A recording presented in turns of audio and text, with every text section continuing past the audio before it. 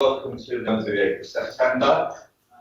Sorry we're a few minutes late just to do IT glitches, but that was solved now. What I will do is just outline how we're going to go through each application so that members of the public that are watching understand. Apologies to members who've heard it all before. What I will do is when we get to that stage, I will introduce the case officer who will run through the application. There will then be speakers. There's a list of speakers that should have all been sent, so that's objectors, supporters, town council or parish council, and then the local board members. After each of these individuals spoken, members can ask questions for clarification. And after that, we then move into debate. And following the debate, there will be a proposal to set the bid, and we will vote on it to approve, refuse, defer, or site visit, or anything else that comes up. Right, in which case I will move on to the agenda proper. Agenda item 1, the minutes, and are you happy for me to sign those correct record of the meeting on the 28th of July? Thank you. No, thank you very much. I'll do that. Urgent business. I've got no urgent business to bring forward. Division of the agenda. I'm not aware of any aspects that we need to go into part 2. Item 4, declaration of interest. And there's any declaration, you can say that. Yeah, 1129, AOMP, member of. Yeah. I don't know that it's definitely people that's in the AOMP or not, I think it might be. I don't think it is actually. Okay. But okay, but yeah, if it is, then you mentioned it already. Any other members? No, thank you. Item 5, public participation. There is a list of speakers. Should have that circulated. I will call them as and when at the relevant time. Item 6, planning applications. So item 6A, the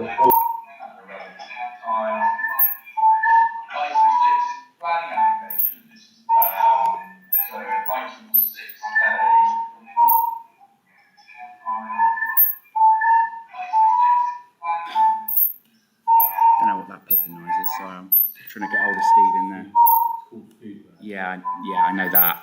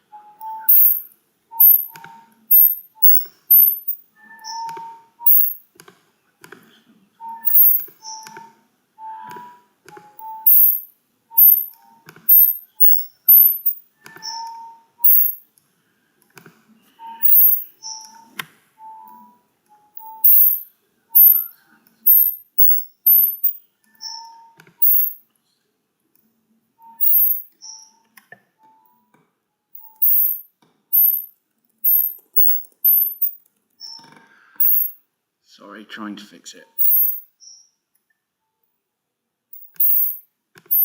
In terms of historic environment, the impact of development on that, where we can answer those questions.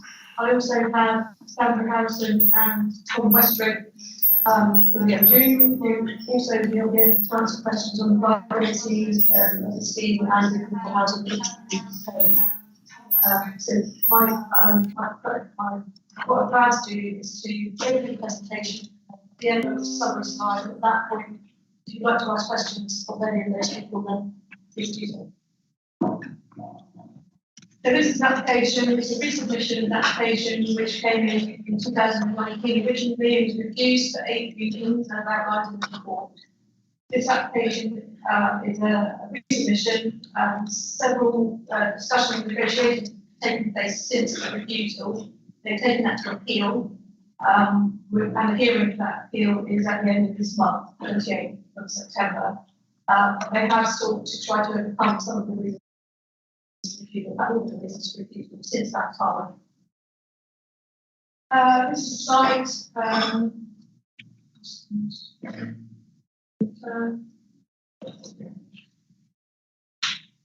So the site is right here, and the entrance of Station Road is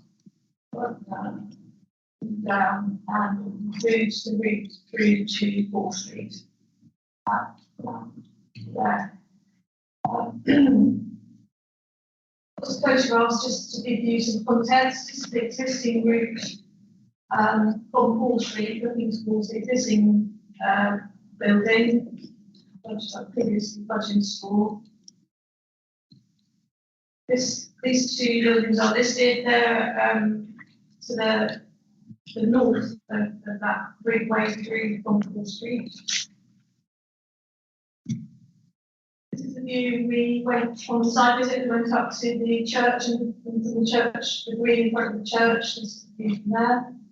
I don't see that page. It looks a bit. Is that okay? Might need to check the central light on. Yeah. This is.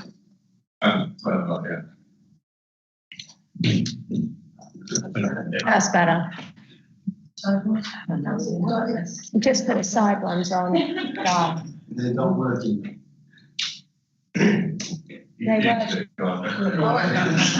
the other one. This one is this switch is very nothing.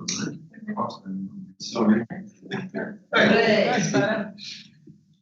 So this is the end of the view from the churchyard. This is the view from Station Road with the existing building. See the church, which is very well listed back, and you can also see the east gate, which archway over the 4th Street is here. You looking from the site, if you like, towards 4th Street, the listed building on street frontage, and this is the view looking from the site out towards Station Road, and the blue building is also listed, A2. And the view looking up Station Road, again from 4th Street, you can see the redwood tree. There's a summary drawing showing the conservation area, which is the 4th Street and Plains conservation area, the site outline, and this is buildings within the vicinity. And now we move on to the proposals. This is the current proposal. It's 42 retirement flats, 26 one bed and the remaining 2 bed. There's the two shops are at the front here. There's an internal area here which is not covered in any way, which indicates which is sort of community area for the residents. The entrance to the building is at the rear, just here. This is a lighter weight structure. Certainly the ground floor is fully laid, and then lighter weight materials used on the upper floors to highlight as the entrance. There's parking proposed around here for residents in this area, and this area of the van will remain in use as a public car park. The redwood tree is here, which is of interest today. The route through to 4th Street will be resurfaced and re-landscaped to create a bit of a space here. There's bin storage and also space in this bit here for mobility scooters. And the other thing that these trees along this boundary will be removed for private parking spaces. This is the north elevation, which is the where the entrance is proposed. The applicants tried to be more reflective of the roofscape elsewhere in Totnes in this locality. So they put pitched pitched and pitched roofs on parts of the building. This here is also part of the building, pitched roofs. The northern corner, they've flat roof element to keep the height down, but also to add a contemporary feel. So in total, on the corner, it's 3 stories. I think on the side of it, I mentioned it's 4, it's actually 3 stories. And there's a 2-story element, which is slightly out of the ground, and then setback per story, and then further on 3 stories. You were concerned initially on the original scheme about these north-facing apartments and the fact that they didn't have any outside space, they didn't get a great deal of light. But the number of apartments along this edge now were originally 12 and now it's 4. So we're of the view that that's without any external space. So we're of the view that's an improvement. This is in context, so that's just to show you it was the regulatory car park and the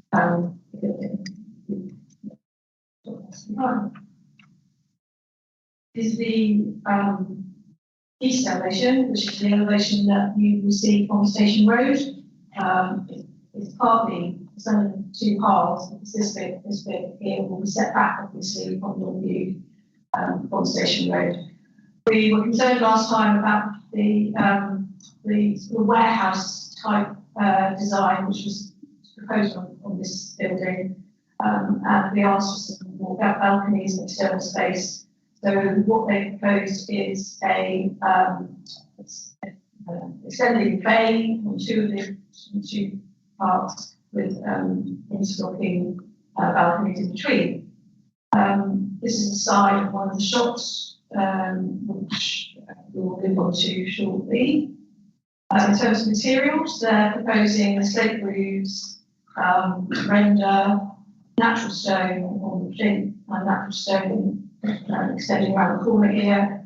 This will be slate hung, similar to the pavement of the bays.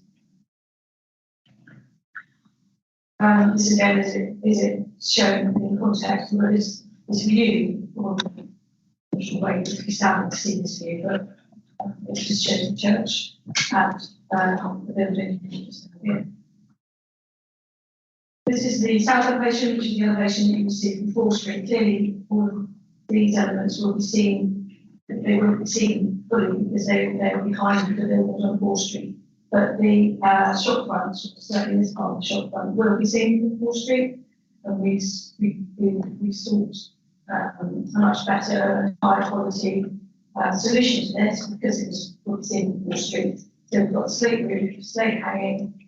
The architect has sort of done a stone area around the shop front and also included a metal clad awning window. Context, as I say, some of these buildings will be seen to improve because of the existing buildings. These are floor plans, quite difficult to see them, but basically this is the ground floor plan, so the entrance area, there's a lounge reception area, and then an entrance to the amenity space, glazing on both sides, so and then as you enter, you'll be able to see through to the green area, see shops from here.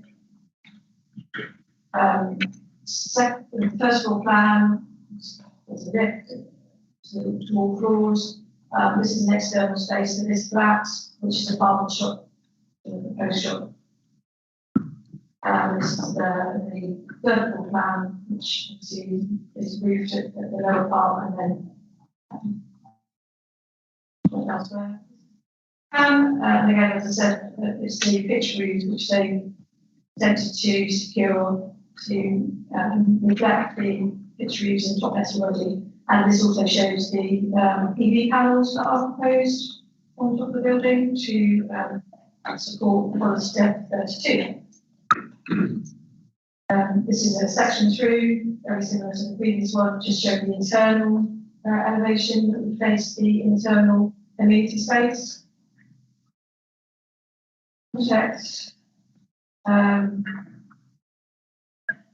That's the west elevation. context, closer up, this is the elevation which would face, which is actually facing onto the residents' car park area. Sections is section 3, internally looking at the entrance area from the interior. And section 3, the rest elevations similarly. This is sort of a slide showing the design evolution. So it started out very blocky. We were keen on having some external balconies. We moved on to something with different materials, and we ended up with this proposal here. This just shows you a 3D image of the building, whereby the roofs actually been cut down quite considerably and reduced to massing in the building. The applicant submitted some photographs with the building, the situation as it is, and also with the building of it. So this is the current situation. This is proposed. As you see, the building moves closer to Station Road and takes up some of the car parking, the existing car parking spaces. This is the view from the churchyard as existing and as proposed. So the building will be mainly screened from this view. You will see some roof in this area here. This is the castle. Again, mainly screened from view with other development. This is the shop front and the proposed shop front. Against the shop front from 4th Street. The shop front, we were concerned originally about the transition between slate and stone, so they produced this plan to indicate that they will have capping on top of the stonework to create that transition. This is a view of site from the chapel on Station Road looking into the site. So this is the existing view here. This is the proposed view. So I just wanted to sort of summarise the key issues. Obviously, the existing use is retail. However, we've accepted that because of the length of time that the site has been on the market and that is a secondary shopping frontage, that the loss of retail is acceptable. Obviously, also there's a loss of 25 parking spaces. Again, having reviewed the other car parks available in the town and the fact that you can park on 4th Street and High Street in certain places, it's not considered that the loss of those spaces is problematic. Ecology, previously they have not submitted significant surveys, but this time they have. And the ecologist at Devon is happy with the ecology information they presented and has asked the conditions to be attached. In terms of biodiversity, it is more than the net gain, 10% net gain in biodiversity, which has been verified by the ecologist. Targeting the SPD is 10%, so they more than that. In terms of the regulatory, our tree specialist has conversations with their arborists, and they've agreed a solution which is acceptable to our tree specialists. Drainage, unfortunately, just like that chase, we haven't had a response from drainage as yet. And in terms of section 6 contributions for the scheme, we've got some others open space for recreation money towards improvements to Roadway Park, and public housing contributions of 210,000. In terms of design and heritage, I think as officers we work really hard with them to improve the design and make it more acceptable in terms of its heritage setting, and are much more supportive of the scheme as it currently stands. As I said at the beginning, there is the opportunity to ask great questions, and also the two speakers in the room next door, who are Sandra Harrison and Tom Westbrook. And Tom Westbrook is the viability consultant we use from the Minister to Kent. Thank you. Thank you very much, Ms. Haslander. Members, any questions for clarification? Councillor Hodgson. Thank you, Chairman. Yeah, I'd like to know what the difference in ridge height is, the increase or decrease. I'd like to know the comparison of the footprint scale, increase or decrease. I did ask about volume the other day. I understand that's a bit more difficult to calculate, but certainly footprint. I'd like to know about the percentage of the parking lots. I think it's 50%. And bin storage was indicated as just inside to the left as you go from Wall Street into the left. In the something, a bin lorry will actually go and sort of bin left in the future. But how did the lorry get there? Because I can't see how the lorry can actually get there to those bins. I go backwards first, that's okay, first one. The big lorry, it will go to the rear of the site where the residence parking is. And the bins will be moved, I'm assuming by a warden, to the bins. They're going to be all on one site. Actually, there's a warden there. I can't confirm that definitely. Maybe you can ask the. Yeah, okay, yes. That's my understanding.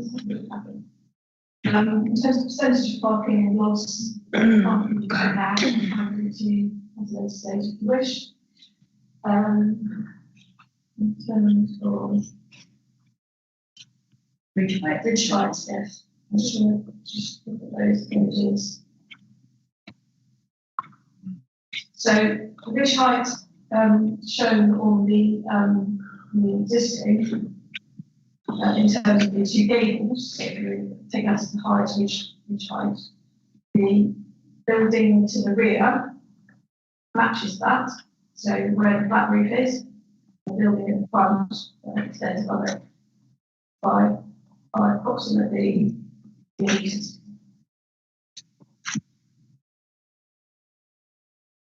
Can I just go back to bins? Sorry. Yeah. How many residents did you say are going in there? There's 42 units. And what, I can't see that.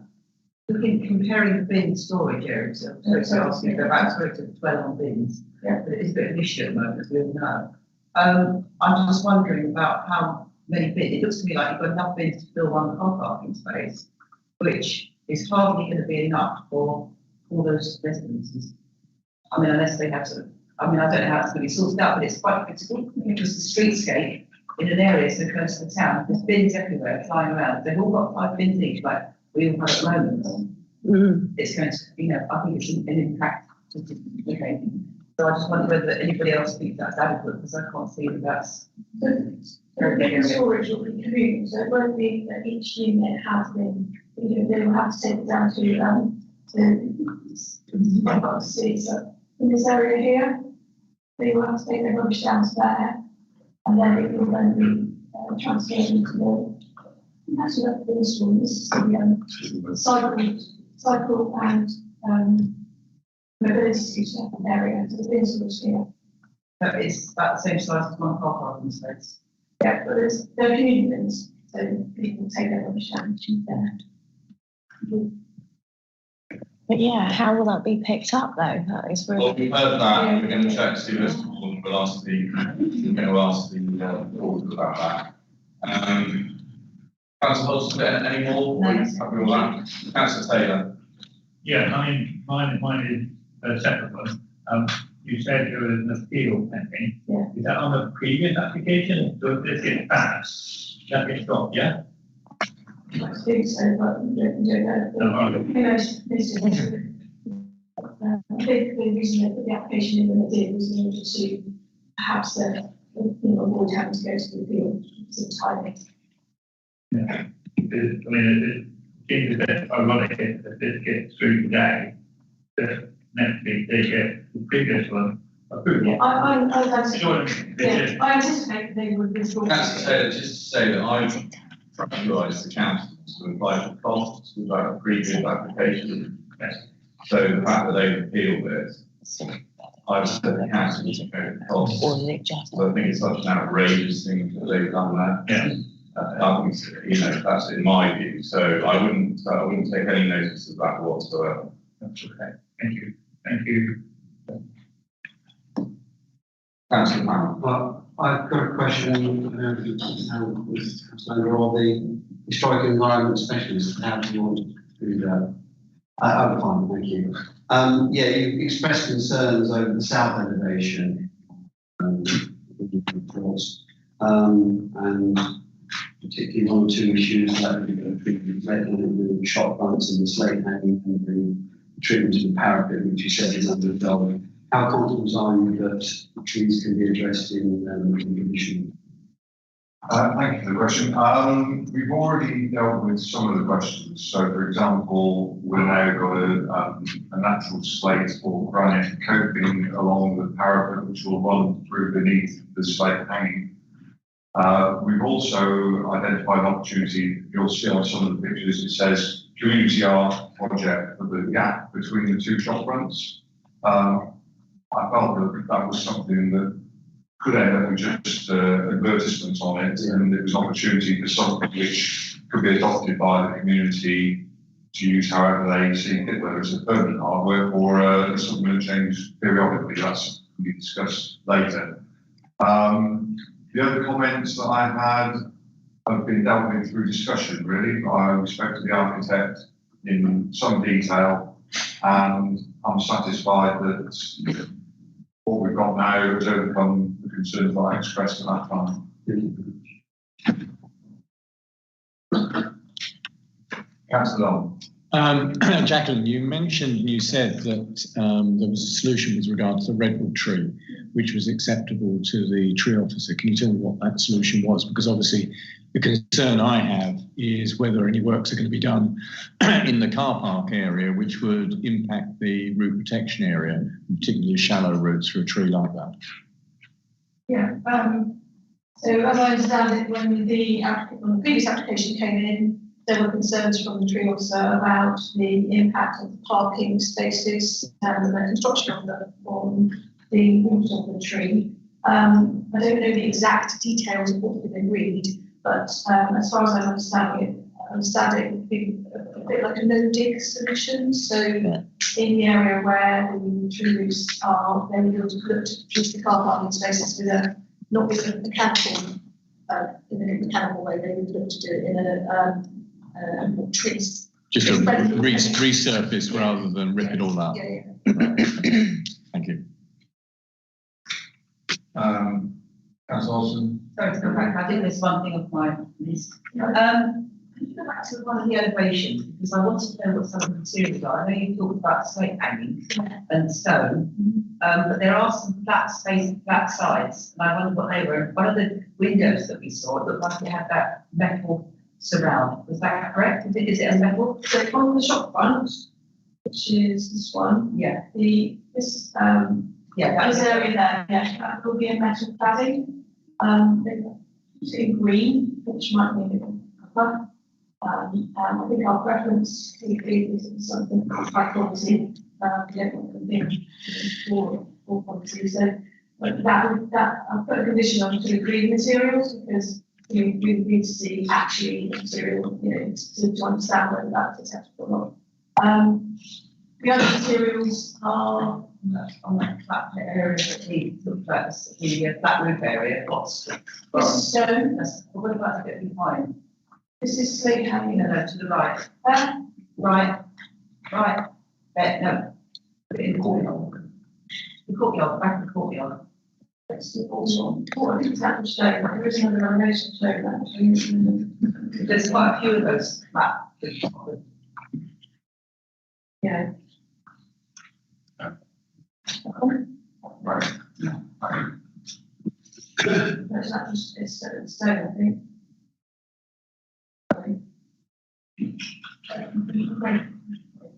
Let's do the hours in.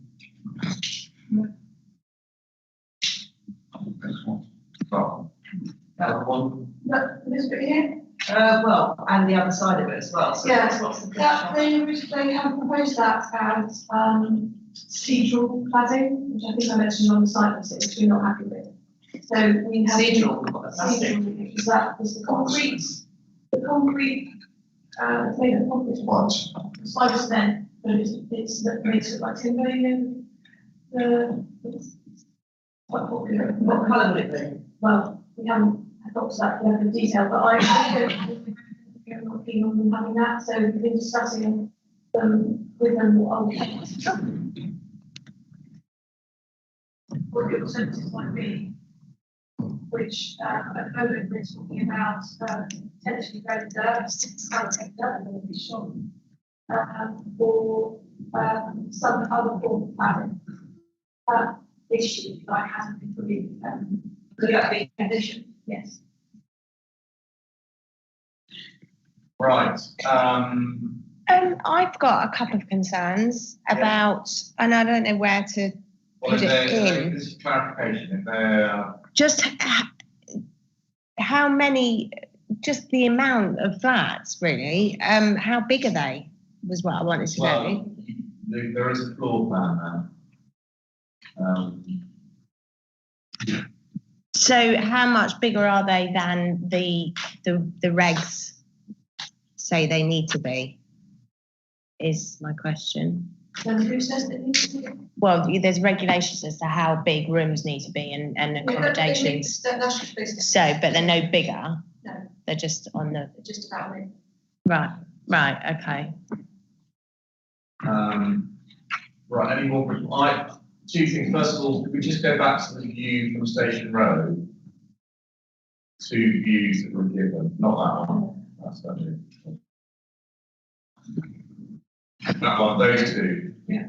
Okay. If the committee's minded to approve it, I mean that's an absolutely crucial view. So if that view isn't, I think it's far coming over the church, grade one listed over the top, then I would expect this council to issue enforcement on that. I think that's fair enough. Sorry, could you repeat that, Chairman? I say if that view is lost, when they build this, we don't have that view, particularly grade one listed church. If the church tower is still. So you've got the view that the before and after. Yeah. So if they go, oh, well, dearie me, we've gone above that, then this council will enforce because that's an absolutely crucial part. It is already above what it was, Yeah, though, no, isn't it? But that we can see that, and that's fair enough. But what I'm wary of is that sometimes we get artist impression that actually can't take a bit. They're a bit more artistic and License, yeah. Real. The other thing I'd like to do is I'd like to call in the affordable housing officer and the viability officers, members, and I certainly want to ask them some questions, and other members may wish to as well.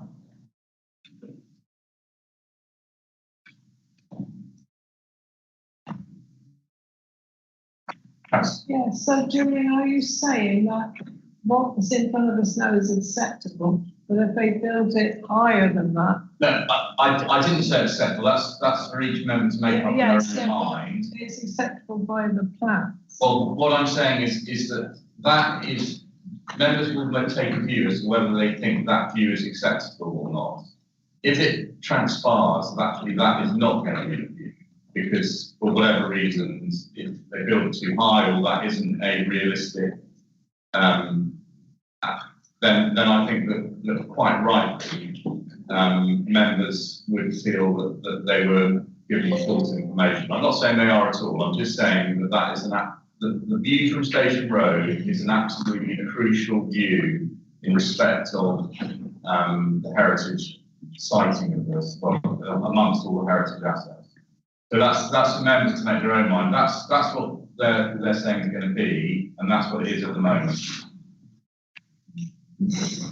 Can I ask how we can legally enforce an artist's impression? Can one of the others give us guidance on that? He's only waiting. Just what I was going to say to you, you're obviously going to approve the drawings. Yes. And it's the drawings going forward. So if they build in accordance with the drawings and we don't have that view, then we cannot enforce. Okay. So it's a question of whether or not we take a view that is a realistic impression of what drawings show. Not sure how we prove that, particular points. But if they build in accordance with the plans, if they build in accordance with the plans, then those are the plans to approve. Sure. No, point taken. Could we, if we are minded to approve it, could we say subject to, I mean, Ms. Haslander, I mean, you're probably not quite in a position to say, yeah, those drawings are absolutely accurate, the artist's impression are absolutely accurate. Yeah. But I think that could we do it subject to the artist's impressions are accurately reflected? Well, I think we reflect? ask them to submit a plan with the church in the background. Because I just looked back to see, Yeah, no, and it wasn't, it was done from a viewpoint which, yeah, so we could ask them for a plan to show the church, you know, so that would then be accurate. Okay. Sure. Could I just make a point on what you're saying? I fully agree with it. That you need to nail down the point from where you want to take that. Because if you one side of the street, put a little up in front of the other. In some ways, it needs to be taken from the point where the photograph was taken, actually. Yeah, well, I think that's what they've tried to do, to be fair. Yeah, they have. And it may, you know, and It may be accurate, but absolutely. But I think that from experience tells me that I've seen plenty of artists' impressions that, in fact, don't represent. Is that, if you go back to the other one, I think that's exactly the same position. I think we can see where that's taken from. Yeah. Councillor Panel. Councillor Abbott. Oh, Councillor Abbott. I believe we have the software in-house. I believe we have the software in-house that would be able to produce that view ourselves from dimensional drawings. It's only CAD, we've got GIS, but also we produce a 3D view. Height of view at 5 foot, in my case. No problem. I'm not aware we've got, if we might have that software, I'm not sure we've got people to do that. I mean, what? They should use, yeah, they can produce it. They can produce a plan, they can mark all the levels of the building, and they can mark the levels of the church. So that we can be sure that that is accurate, rather than a 3D image. And we could also ask them for accurate detection, which would also include in the church, so we could be able to see. Okay. Would improve. Right. Councillor Panel. That might address the thing I was going to say. Remembering my training with scouts and simple geometry, you should be able to, with surveying rods and looking at angle, be able to work out exactly how high that's going to be. Okay. Okay. Well, I mean, I think the thing is we've highlighted the importance of that particular view, and in members when they're taking their decision, that they will have that in mind. And so we, you know, I think it's only fair that that should be an accurate reflection, and it may well be, and it probably is, to be fair. But I just think we need to, you know, not be pulled out by that. Julian, I'm looking at this particular picture. Can we not just bring that roof down at the back, and then we'd actually be improving? That's What? If you think that's what can happen, yes, I think that's enough to refuse it, and you refuse it. But we've got the application in front of us as it is, so we're not going to start redesigning. Okay. On the table. Okay. That's awesome. Sorry, I did actually ask about the footprint, the comparative footprint. No, that's okay. Yeah, I don't mind showing this. Yeah. Okay. Councillor Hodgson, can we leave this house man to sort that out, and in the meantime, we could speak to the affordable housing officer and the viability officer. Members, are there any questions that you would like to ask of the officers there? Councillor Hodgson. There's 42 units going in here, residential units, and we're being offered 200,000. Now, my back of the envelope calculation is that we should be expecting 21 additional houses to make up, that would be 30% of the overall delivery on this site. If we just even go down to 42 and 30% of what's been under at 42, that's 14 units. If it's a 21, that's £10,000 per house. I don't know anywhere, apart from maybe from the camping store, that you could actually get a housing unit for £10,000. So it strikes me that £10,000. It's not even available for one affordable housing unit. And if that's to be delivered off site, I don't know anywhere in Totnes, apart from maybe a small flat somewhere that might be available for that money. So how can it be justified that we don't either look for at least 14, but I would say realistically, according to our policy, we should be seeking 21 affordable housing units if that what was remaining on the site is 66%.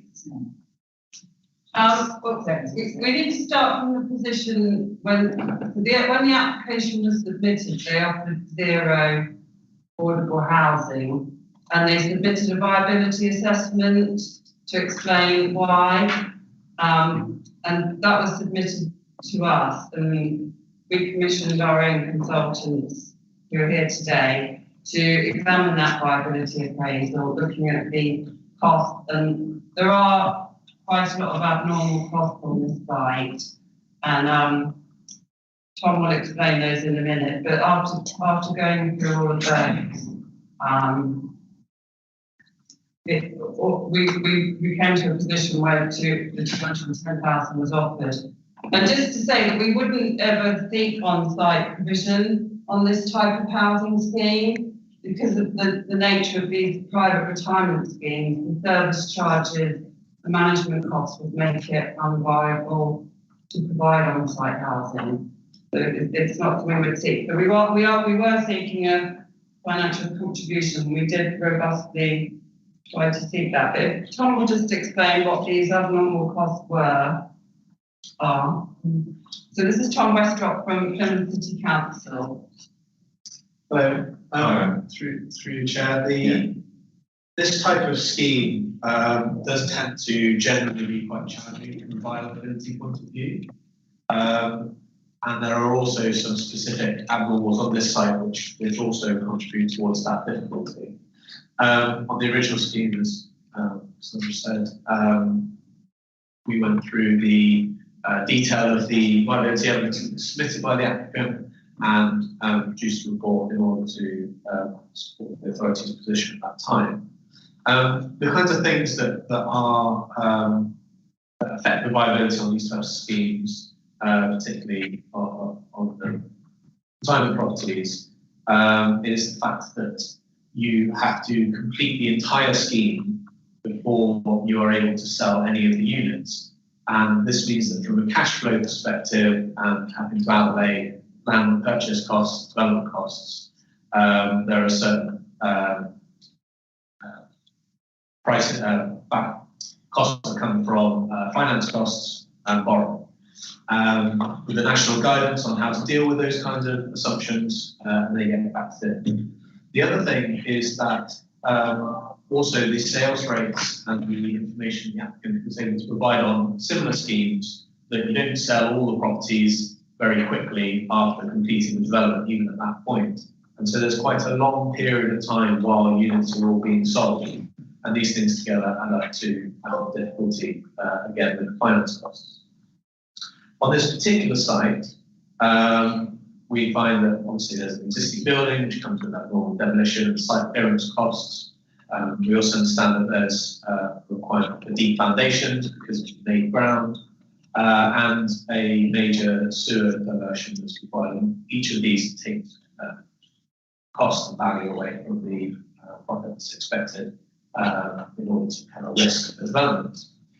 And those things together, taking into account the usual standard assumptions around developments, the cost of the building itself, and then also taking into account the purchase of the land being a retail unit that comes with value, again, based on the national guidance on how to assess assess the value of land that developers pay, which follows an existing use plus approach. So you assess the existing use value and then afford a premium on top of that in order to move the existing land area and provide housing in this case.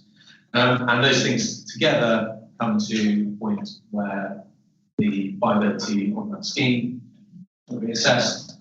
From those pure numbers, the viability is challenging, and the final position that applicant was offering, £210,000 from that one material planning consideration was what we were advising would be a reasonable contribution. Thank you. Councillor Hodgson, then I'll come to Councillor Foss. Thank you. You mentioned all the negatives, but what about the fact this is an absolutely prime site? Yeah. That's going to be, a real sort of like, ability to charge a high receipt for the individual units. And on top of which is that, sorry, I forgot what I was going to say now. Do you want me to come back? I'll take that question first. So the whole assessment and viability approach is to take those values that a developer will get, and for these types of schemes, they are high per square metre in comparison to normal housing, and then take off the costs that come with development, and what's left over is available for land purchase and profit. And so those kind of high costs were assessed in the context of this site and the the values, and that's what was factored into our appraisal. If I may just, sorry, the thing I just said, the 25% additional top on allowed on top of the overall costs for a build, as I've added, is 25% allowance. After all the other costs are paid that the developer can actually land on when they're looking at viability. I've certainly seen that viability assessment I've seen. Unfortunately, we haven't been given the opportunity to review this one today. But so my understanding is that 25% is to allow for the cost of borrowing the money. And so when a developer is able to phase the sales through the developer, which are perhaps on individual units, then they can actually recycle that money through. So actually it's a little extra bonus. My understanding is that's why that 25% is allowed as an extra cap for their profits. So there is in the national guidance, there is an allowance for 20% is how it comes out on profit, which is the expected profit that the guidance says a developer should be afforded in order to bring forward schemes, and that's a level that allows for that risk. But that's not something that goes towards finance costs and other development costs. Those are costs that exist separate. That's a massive profit. That's a massive profit on top of all the profit. Councillor Hodgson, to be fair, that's probably on. Slightly maybe for Chairman, my apologies. Yeah, no, but I totally agree with you. But that's where we are, I'm afraid. Councillor Foss. Yeah, thank you, Chair. Well, I mean, we had a site visit, and it's very obvious to anybody who's looking at that it's a very, very important site to talk about. It's going to get a really good array. There's two questions I want to answer to is this the right development for the Toplands, and is it providing the right housing for Toplands? Because you just said just now, only going to be taking quite a while before they'll let all the flats. So if that's the case, is that what's wanted in Toplands? I mean, we all know that we really need housing for young families, and this isn't providing it for young families. So I question whether it is even the right development. Yeah, can I have an answer, please? Well, to be fair, Councillor Foss, I think that will be more in the debate as we go through rather than the. Yeah, but just Andrew could answer the question whether it's right or it's right, but surely. I can't comment on the need for what open market housing is needed. That's not my area. It's more sort of planning viewpoint. But I can say that evidence I've seen is that you're right, there is a need for family and housing for young people, but there is a demographic time bomb. There is also a need for older person's housing, and people are living longer. And there, from evidence I've seen, there is a need for older person's housing, and Jack can probably answer further. So just to confirm that the policy Dev 8 obviously talks about the needs generally for the district, and does include housing for the elderly as well as housing for young people. So there is a need for both. Yeah, I mean, it doesn't specifically mention elderly, and the inspector didn't tell us that we had to mention elderly. Sorry, mention elderly. It's retirement living. Well, I mean, to be fair, Maybe it's older. within the report, it does say that, and members may want to read that. Can't remember exactly where I read it. Page 17, yeah, maybe. Well, anyway, yeah. So just going back to Cassandra, following on from Councillor Foss's point, what is the what is the list for housing need within Totnes at the moment?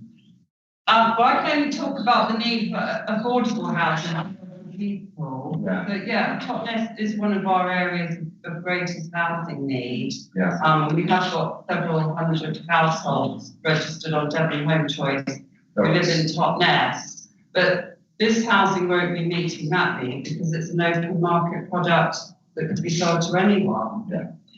So just on that, what will 210,000? Oh, so the 210,000. What will that satisfy in respect to our housing need in Totnes? What we'd do is use it with some other pots of money that we've already got in Totnes and put it together. And we could either look at acquiring properties or using it to support some community-led housing schemes or to top up money with housing associations that are working in the team. Yeah, I was thinking more of a quantitative. I mean, we could buy a property. I think we could possibly buy. Yeah, you wouldn't get much. I agree with 200, probably one property, but you can use it to top up viability of other schemes. Sure. Okay. Are there any more questions, Councillor Watson? Can I just be clear, what should we expect from a development of this size? Should we be measuring this as being 70% and therefore an extra 30% on top should be what we would normally under our policy expect? In which case, am I correct, this is seeking potentially an extra 21 value of 21 units if they can develop on site? Or is it the 14 which would be accepting 30% of what's... It would be, yeah, an allocated site, which I don't think this is, but it's not. So any site of 11 or more dwellings, it would be 30%. We don't go above 30%. So this is completely outside of our policy. Because they've submitted, it's subject to viability, 30% subject to viability, which is why they've submitted a report. Okay, yeah, just remind members that it's 30% or more. That's the bottom line. Yes. It's not no more than 30%. Councillor Campbell. My concern is also that if it is directed at retirement living and there is a warden, at what point do church withdraw that warden assisted living and then it reverts to... Councillor Kemp, you can ask the applicant. Is that applicant? No. Okay. Okay.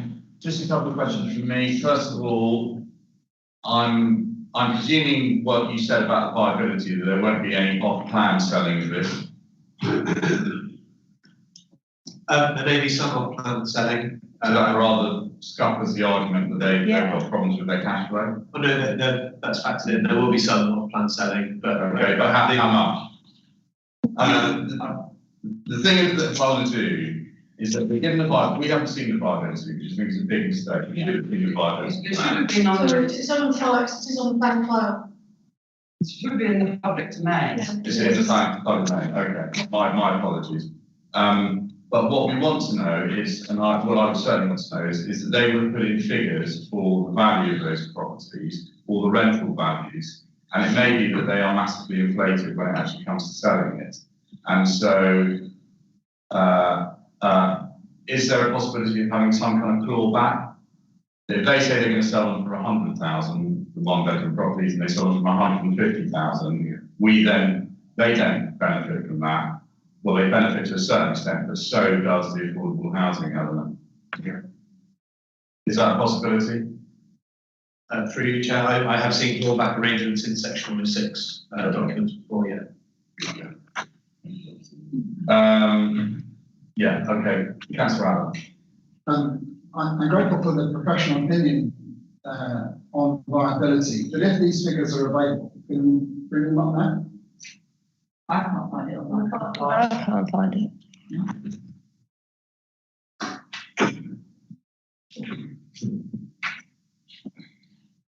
It's a big one, it would be just, it's a long document, so you have to spend time reading it. Or we could ask for a summary of some of the pertinent figures. Well, I think that's what, Sorry, Member State, I was going to ask Councillor Burke, because he obviously is in this ward, so he may. Yeah, thank you for that. I think to just assist members, I've gone into some detail on this. And what in fact was produced in the previous application that was refused, and one of the grounds for refusal of the previous application was a nil contribution. What in fact is within the documentation of that application is a viability report prepared by Mr. Westrop, which is within that, and I'll quote 9.2. On the basis of the information reviewed, we consider that the scheme can provide an off-site affordable housing contribution of up to 400,000, and that was for 41 dwellings. There's now 42 dwellings, and for some reason or other, you as members are being asked to take a reduction on that from over 400,000 to 210,000. Now, before this meeting, I asked the officers to provide me with an explanation as to why it was reduced from 400,000 to 210,000. I haven't been given an answer. You may wish to ask why this council has made a reduction or proposes to make a reduction from 400,000 to 210,000 without providing members with an explanation. So do you have an explanation for that? I can provide a summary of that, yeah? Now you could, yes, please. So the report that the Councillor refers to was produced for the planning application. I believe it was between determination of the planning application and the submission of appeal that additional information was provided to me with regard to a number of issues, including the premium with regard to benchmark land value, the rate of the external works on comparable schemes of this nature, the contingency that would be expected, professional fees on comparable schemes of this nature, and as I mentioned earlier on, going back to this to some degree, but the evidence that they had with regards to sales rates, and as we touched on earlier, the taking into account some pre-sales, but that over time, the expected sales rates and the cash flows that result from that. So those things together, those things together led me to advise the council that a lower than my original report would be a reasonable figure from the pure viability point of view. Since then, there is also information and changes with regards to the national government's policy on ground rent, and they've made announcements that this type of property will no longer be able to secure ground rent in the future. And those ground rents are factored into our appraisals as an income source for the scheme. So that has an additional impact on the viability of the scheme.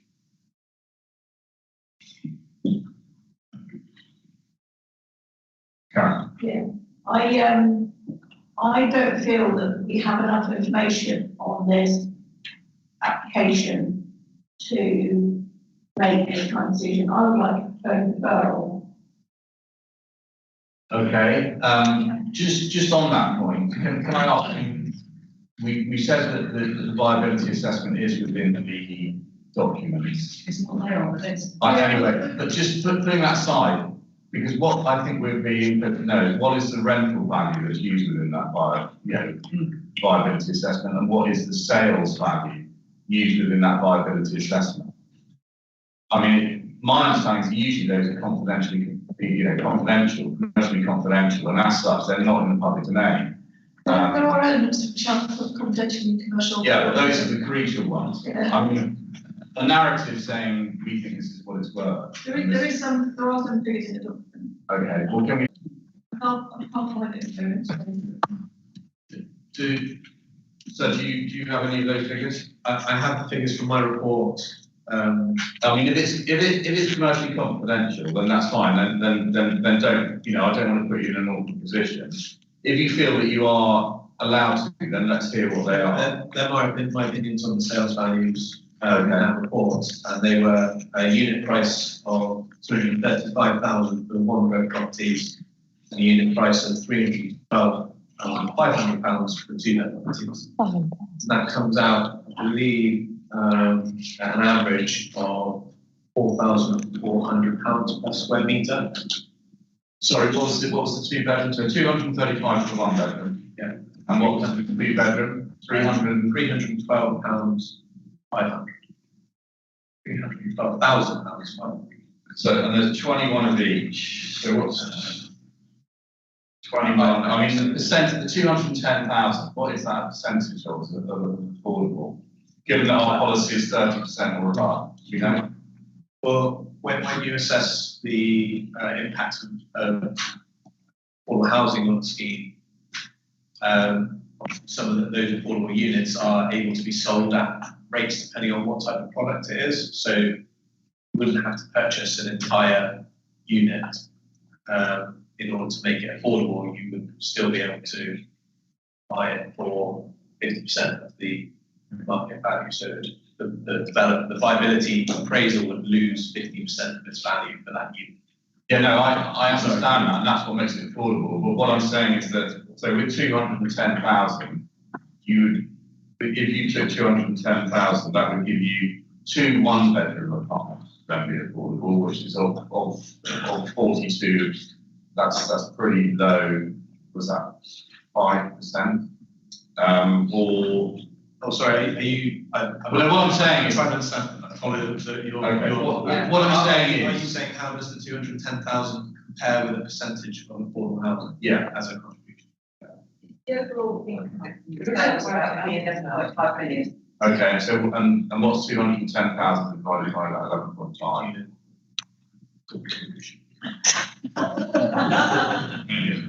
You can do it on a calculator. I'm not explaining. I know you start actually using calculator. Yeah, 2.5%.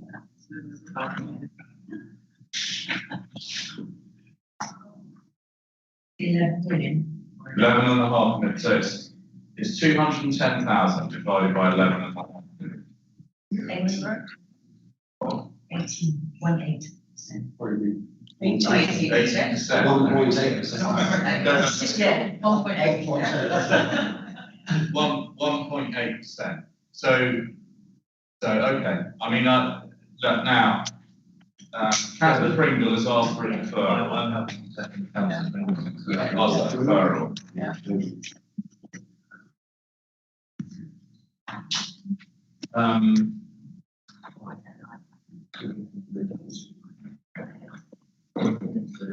I mean, I think the problem that members are struggling with is that we've got a housing crisis in the South Town. We've got a position here with our building 42 sites.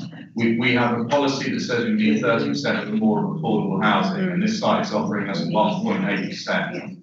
It's a coach of horses through our policy, and the policies are there to support the needs of our residents, and this is not doing that.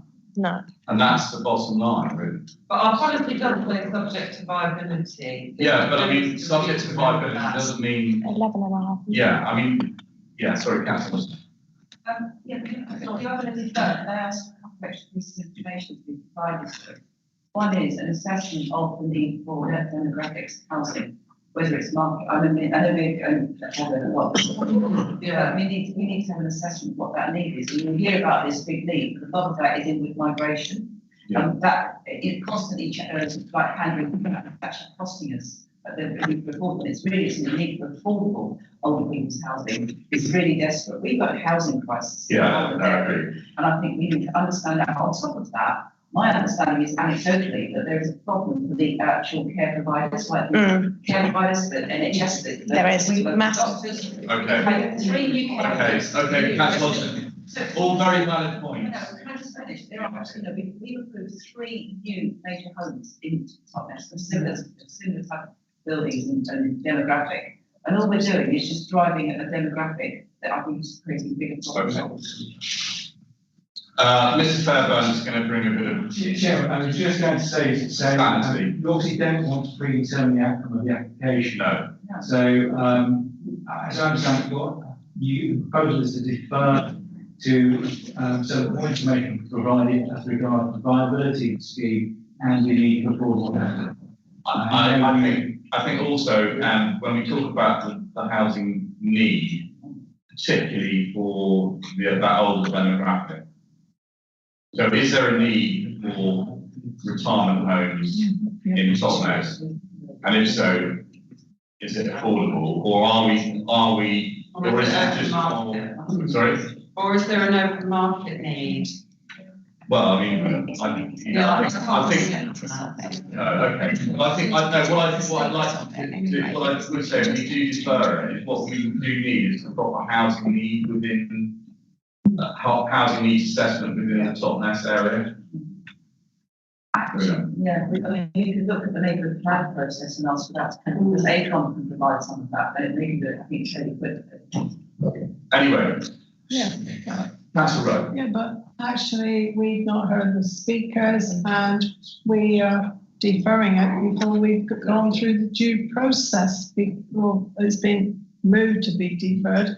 We haven't gone through the due process yet of assessing the planning application and whether we actually would pass it or refuse it anyway.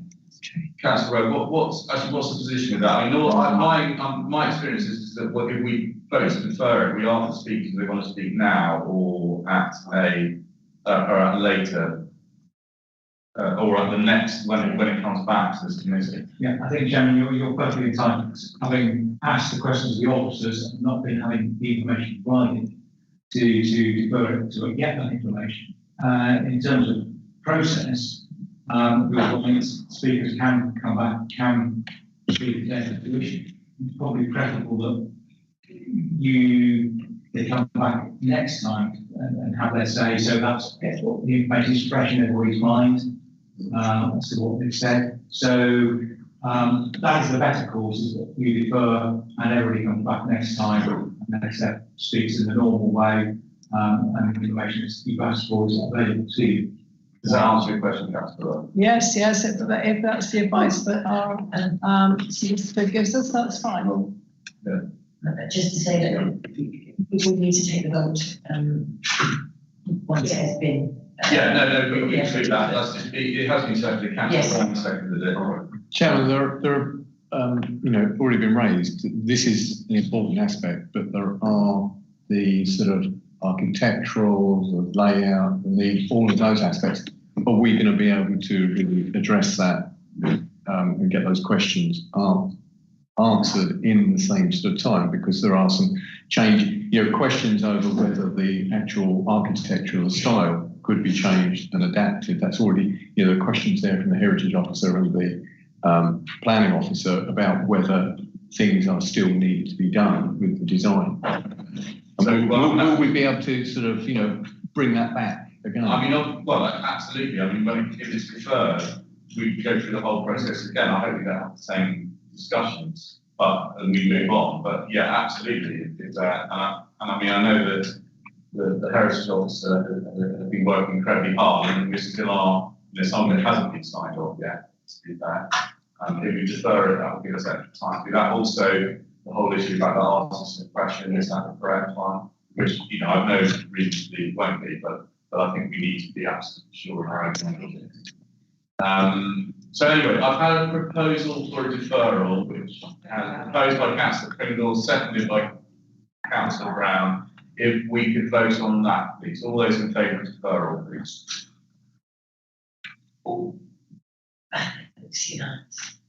So that is unanimous. The application is deferred. If you could ask if they want to speak now or speak probably at our October meeting. We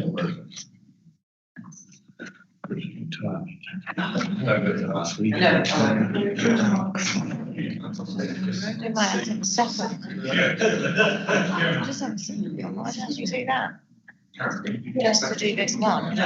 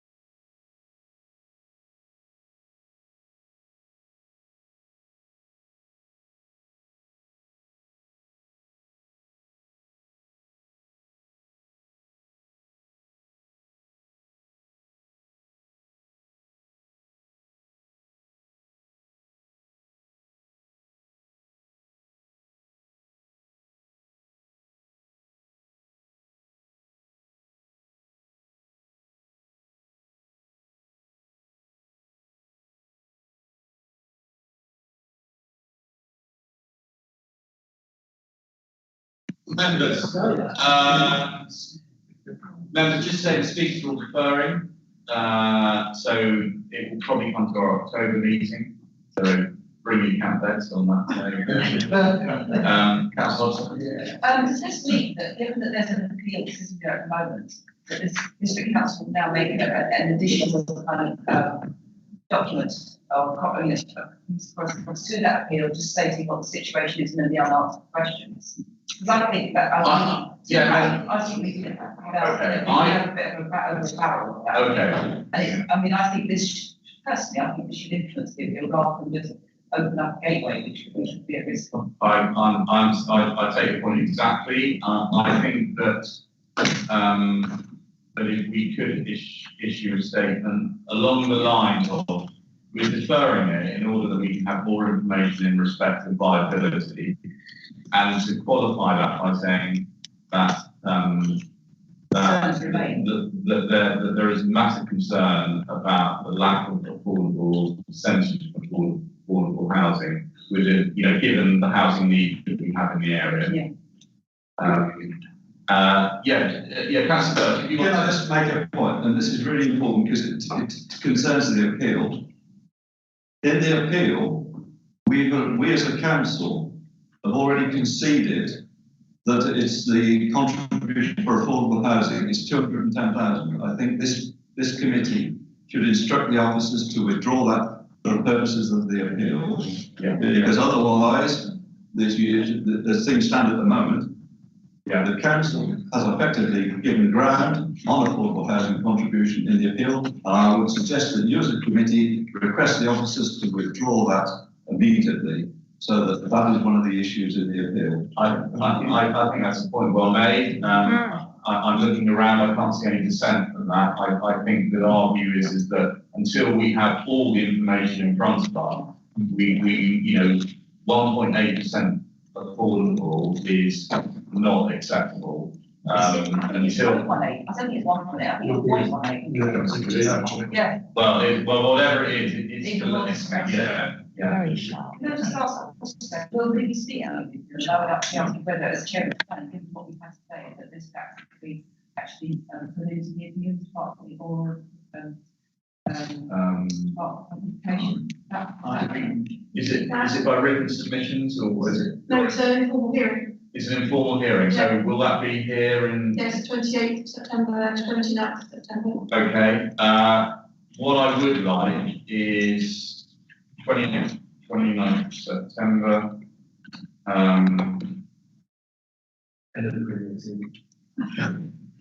Just to be clear, the inspectorate asked us to submit some additional information to them by next Monday with regard to what's called a statement of common ground. And the statement of common ground is where we have agreed some of the resolutions that have taken place with regard to some of the reasons for refusal since the refusal. And that's also where the acceptance of the 210,000 is. So we have to prepare a new statement of common ground anyway by Monday. Okay. I mean, So can I we should do that. just clarify? I mean, the reason why, I mean, we're not happy because it's well below the percentage, but to be fair, the reason why we deferred it is we don't feel we've got enough, enough information to justify it. That's it. And it may be that when we get all the information, we go, you know what, that's okay. So, you know, we're not saying it's unacceptable. We're just saying we don't have enough information to accept that. But I think that at this stage, I don't think that the officers could remove that as common ground because amongst the membership, that certainly isn't. The issue we will have is that we will have to address that at the hearing. Okay, well. And whether we will have that in common ground, I'm sure that we have that information by that date. Is the list of speakers for the hearing, is that closed now? Or can No.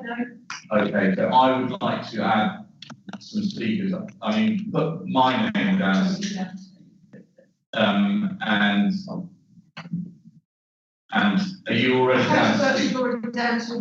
Well, if I put my name down, and can we? But I would expect, it's not myself, then it would be the vice chairman, or indeed another member of the planning. Is there any other member of the planning committee who feels very strongly? I mean, obviously, this mayor, top mayor, deputy mayor now. Sorry. So if you could put myself as chairman of the planning committee and Councillor Hodgson. But also maybe Councillor Birch. He's already there. He's already there. He's now picked to be there and not to speak. I will, if I'm asked, I will. Okay.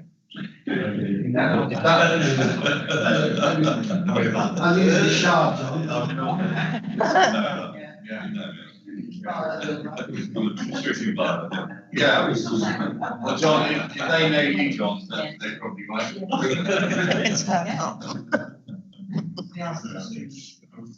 Chairman, just a point of clarification, it's 0.018%. 0.0? Yeah, I don't. No, I don't. No, I can't believe that. No, That It is. is, I did right, that's what I It got. Right. Yeah. Get that point. No,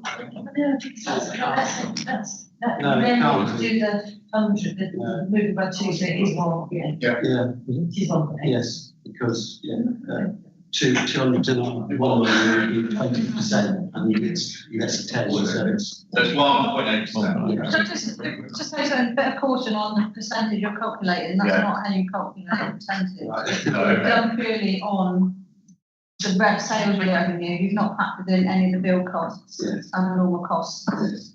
Anything else, so that's not how it's worked out. But I think in terms of thinking about how they could buy, because that's what they want to have. Anyway, yeah, okay. I mean, fair enough. Can you give us guidance? Yeah, well, Late off, late. yeah. Well, I'm not the person to give the guidance, no, it will be a Yeah. lot. Okay. If you get him. Okay, members, I think that's right. We need to be careful that we don't prejudice ourselves or predetermine it. Yeah. So it's still being broadcast, it's being deferred. The hearing is on the 28th and 29th of September. Myself and Councillor Hodgson will be put on the list to speak. Do we need to do that, or can you do that? And Councillor Birch is already on it.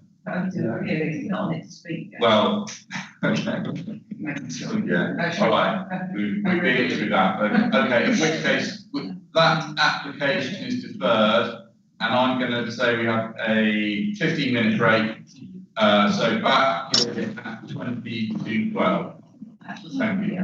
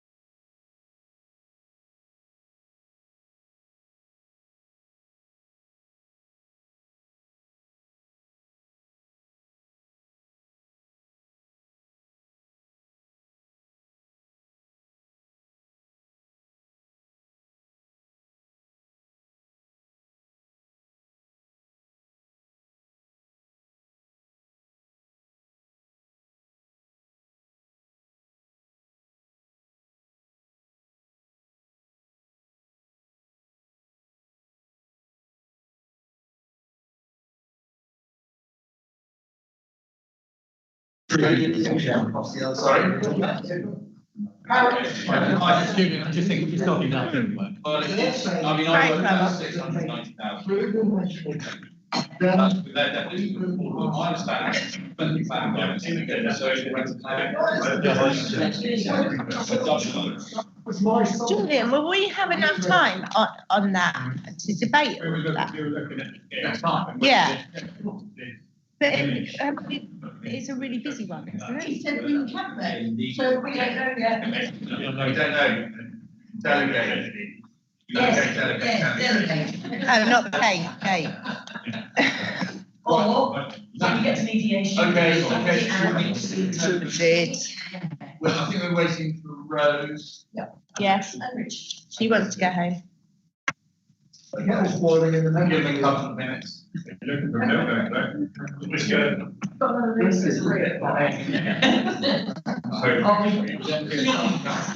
Just like. Sorry? Not yet. We're not moving yet, No. we are. Moving on the plan. We're not live. We are like, Yeah. this volume is. Yeah, that's Okay, so we'll wait until, let's talk about that, we'll wait until. Yeah. Oh.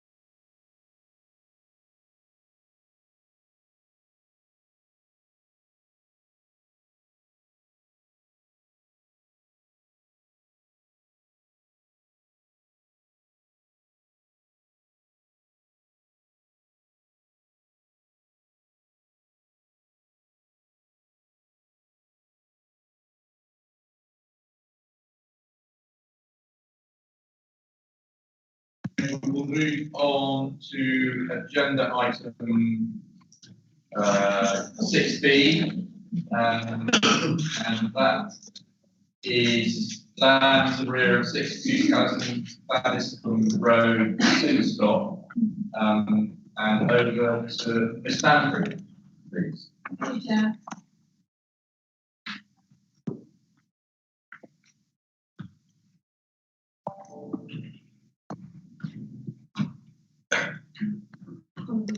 It was on the screen and I was looking for it.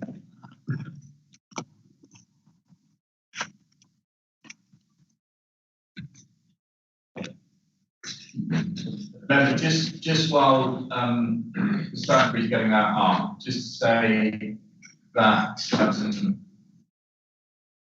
the that 1.8%, that was totally spurious. It was set spurious, wasn't it? Yeah, so. What was it, 0.01? No, it wasn't, it what that was, is that just of the total value, it's but it was 1.8% total value. In fact, if you work out how much you get for 80% affordable on 30% well, it's in the region of about 700,000. Anyway, Ms. Sandra, over to you. Yeah, okay, so the numbers of visited this site. It was a single dwelling, much of there of 62 Sunset Road, Bristol. So the application site is dated. The area image. I understand that there are a lot of questions about a road on the site visit to do with the height of the dwelling, the height of the garage. I will cover that in the slide. And also some questions around permission in principle.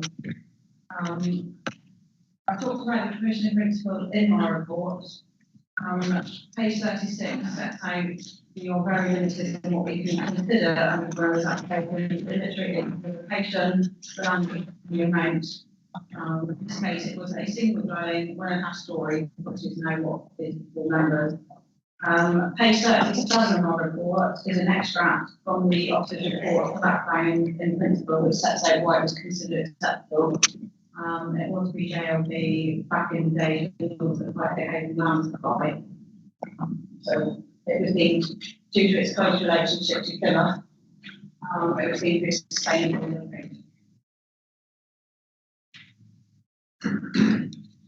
Just to show you, the green is the area of outstanding natural beauty. These dwellings are in the council boundary, side is here, which is in £10. There's mention of public right of way in my report, that's the blue line.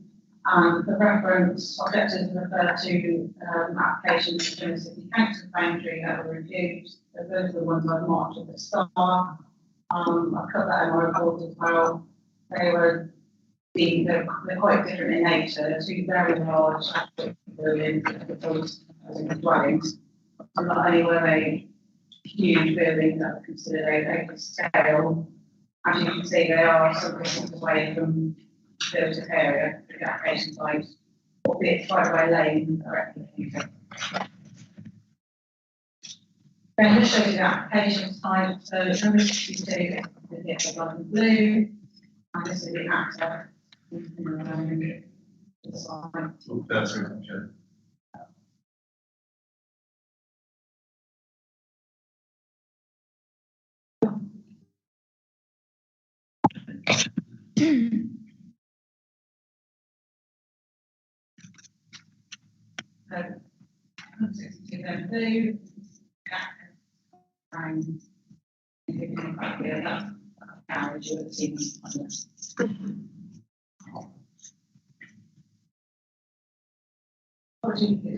On my screen, there's a very working on the showing the landscaping. That hasn't come across on the screen, but that is essentially the site layout.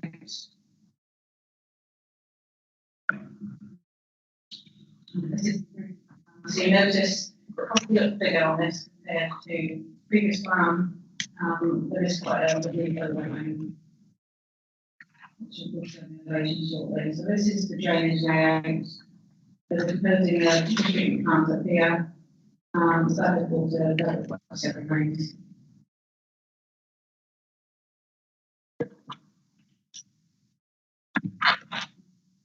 Relations and come out very dark, but it's 1.5 story. We have solar panels here on the roof, that's 32, and you can't really make it out. There is a SLT pump over there. It's a 3-bedroom dwelling, 1.5 stories after the permission. This is going to be just applied by the applicant's agent. An indication of what to look at.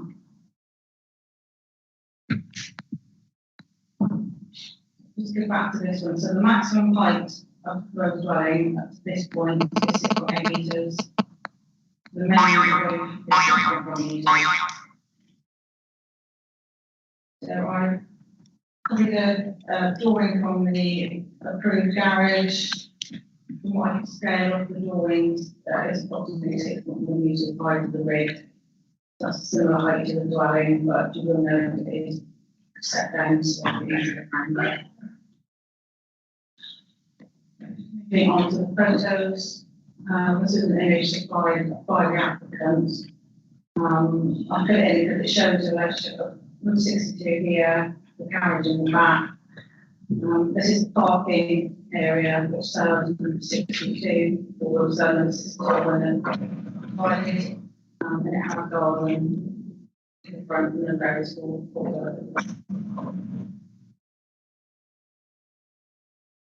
So this is the access that we use. Towards a lane which provides the application right in the road and the side of the boundary. At all, but this really look in the other direction. There's good visibility in the other direction, and don't think violate the various conditions that use that. Further up the lane, so the properties could be in behind this head on the right hand side. So moving into the side, that's looking back over the main road. And that's just just stand around looking towards the side, so dwellings are going to be looking at the position. This shows the side I believe this is taken from back of the existing dwellings. The new dwelling sits approximately there. It shows the relationship to the countryside. You can see the existing dwellings on the left there. And the shop on the corner of the site. Direction.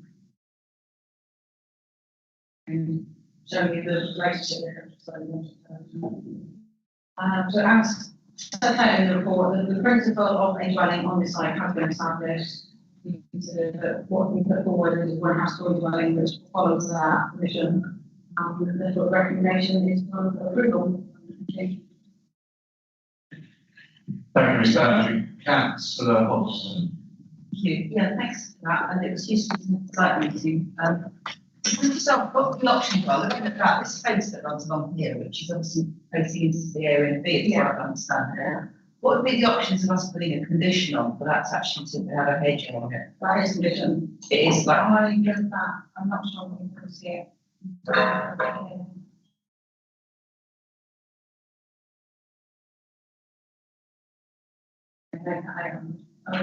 All the way along here. the hazel hedge. Okay, thank you. Lovely. Okay, thank you. Councillor Abbott. Thank you. Two questions. Why do you mention number 62? What's the problem with them? This is just to the rear of 62. It's the property on the right out. So this is the garden to our property. Okay. And on the drainage, we've been one upwards. Is the soakaway in another property? No. If you know where the soakaway is, I can get on the front actually. So the application ran on boundary from there and one there. So it's all the application time. Thanks.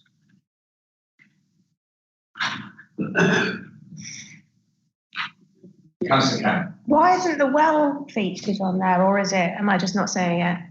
There's a massive well, isn't there? On. No, there's a well.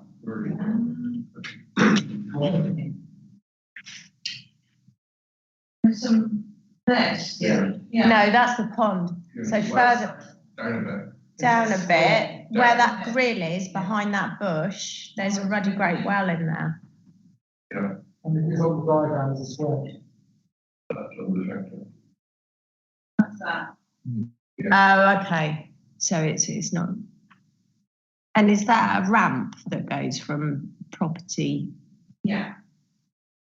So why is that for disabled access? It's being designed for future proofing. Right. Yeah. Okay. The ground floor layout can find such a way it could be adapted in the future. Okay. It's showing wood in there, it could be adapted. I see. Okay. Excellent. Any more questions? No, in which case we will move to the speakers. Mr. Hurd, Alison Resident.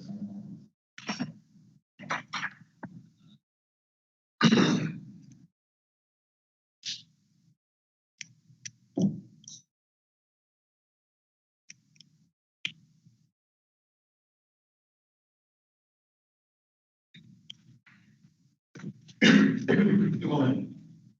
Morning. This is a difficult one for me because I have a personal friendship with the applicants, but I'm here today to speak on behalf of 75% of the local residents who are concerned about development in the AOB within the hamlet Stadston village.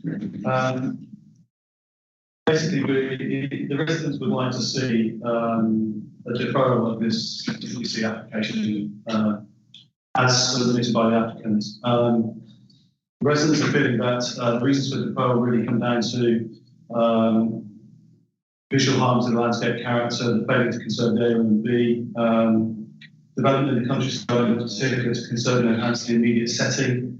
They feel that there's an issue with light pollution from the perspective that significant potential harm may arise from light spill from within the building. they feel that windows would require light spill protection measures, and that there will be a level of visibility into and out of the dwelling from the public right of way. The application doesn't provide any great detail for mitigation against these factors. So that's a primary reason why we're asking for a deferral for further mitigating information to come forward to deal with these issues if the plan is approved. We raised some questions about transport. We believe the application is asking for the rear of 62 to be assigned to the new dwelling. So the question we're asking is, what happens to the defined requirement of 4 parking spaces for number 62? Number 62 has 2 spaces available at the front of the property. That leaves a surplus of 2 vehicles to park. Where will they park? Will there be an alternative provision? Clearly they can't park on the street because previous planning permissions at this address have clearly stated that on-street parking is not an option for highway safety because this is a main highway. I think the key issue for the residents is that we struggle to get dialogue with AONB, with the planning officer through this process other than formally through the portal. We've had a telephone conversation with Royal English in the last couple of days, which I think raises valid reasons for a deferral today. The AONB manager has stated that he was verbally consulted through the PIT process, but his comment of no objection, which is in the final report, is not in relation to this technical details consent. He basically explained to me that the site of he's not had any sight of the plans or information pertaining to this application. He goes on to say that there is a complex planning history of the site, which unfortunately relates to some persistent breaches of previous planning applications which impact upon this development. And the fundamental breach relates to the non-delivery of the Devon Bank. And the Devon Bank was deemed to be a mitigating factor in previous planning applications, particularly for the garage. So that, I quote, the planning officer said, it's felt that the boundary treatment could be improved upon by including the Devon Bank. This would completely screen the site from the public footpath. Fundamentally, Mr. English mentioned that it may be that it's not possible to fit in a dwelling of this size if the previous planning conditions are met and are delivered as intended by Southampton planning officers. We're not here to argue the use. I think what we're here to ask for is a deferral for further discussion with the applicant on design with the AONB manager to ensure the Devon Bank is delivered and that the glass glazing issues are addressed. Thank you, sir. Members, any questions? Councillor Hodgson. This may be an inappropriate question, but I'll ask it anyway. If you don't want to answer, that's fine. Okay. I'm just wondering, really, one of the things that really struck us because that was the actual height in terms of relative height to the other. Is that kind of an overriding concern? I mean, I know it's kind of out of our boundary to discuss, but is that something that residents have kind of been concerned about? So I just, as a layperson, I think the feedback we've had from the residents is that the original planning application for the garage, the main phrase was to be subservient to number 62. I didn't realise actually that the eave height of the garage is 6.1 metres. I'm looking here that this proposed height is between 6.1 and 6.8, but of course the garden is on higher ground. So actually, this building can't be subservient to the other dwellings. Well, the thing that we're asking is that, you know, a redesign that's more appropriate with the location, in keeping with that cluster of buildings. Thank you. Any more questions? No? Thank you, sir. Much appreciated. And I will now ask for Mr. Adams.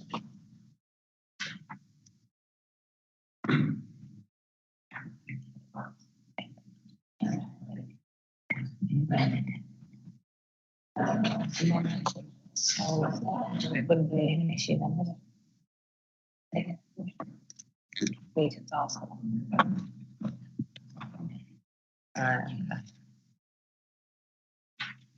So you've got 3 minutes. Yeah, I don't need that much time. Okay, that's good. Okay. There you go. Yeah, wait a minute. I am the applicant who lives at number East Notice Road, Stanscombe Road, and I've lived there for 15 years with my family.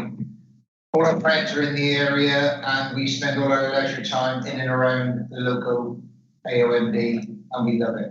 The application was made for health reasons to enable me to continue to live there for the rest of my life.